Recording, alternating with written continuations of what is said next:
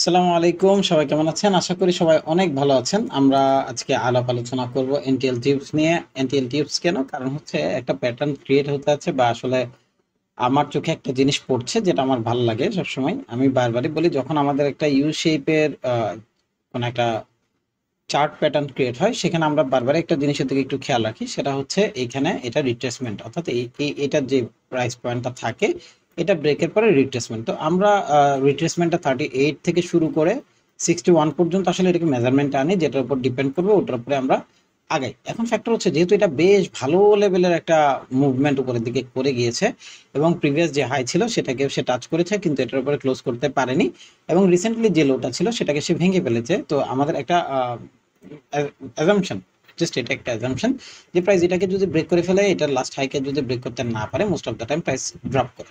তো যদি এই ধরনের কোনো সিনারিও আমাদের ক্রিয়েট হয়, অর্থাৎ প্রাইস যদি নিচের দিকে আসে, তাহলে কতটুকু যাবে এবং আমরা কোথা থেকে আমাদের অপরচুনিটিগুলোকে কাজে লাগাতে পারি, সেই দিকে আমরা একটু খেয়াল রাখবো। তো চলেন আমরা ফার্স্ট আমাদের যে এরিয়াটা, আমি যেটাকে ভাইস ভার্সা লেভেল হিসেবে মার্ক আউট করছি, সেটা হচ্ছে এইটা, সেটা হচ্ছে 73 টাকা বা 74 টাকা আমি যেটা বলবো।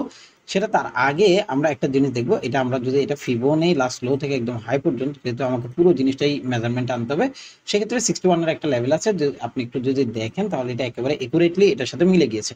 তা আমরা একুরেটলি বলতে একেবারে 100% তার মিলানো পসিবল না, বাট মিলে। তো যেহেতু আমার একটা পার্টিসিপেশন এমন থাকে যে 38, 50, 61 প্রত্যেকটা লেভেলে আমাদের জন্য ইম্পর্টেন্ট। সো আমাদের সব থেকে ইম্পর্টেন্ট লেভেল হচ্ছে এই বক্সটা, আমরা যেটাকে সাপোর্ট এন্ড রেসিস্টেন্স হিসেব করলে আমাদের এটা একটা বক্স হিসেবে দেখা দেবে, যেটা এইটা এবং এইটা, এই দুটোটা মিলে আমাদের ফার্স্ট বাই এরিয়া হিসেবে আমরা এটাকে মার্ক আউট করতে পারি। অর্থাৎ আমরা চাইলে এটাকে মেজারমেন্ট করে দেন সরি এটাকে ধরে আমরা আগাবো।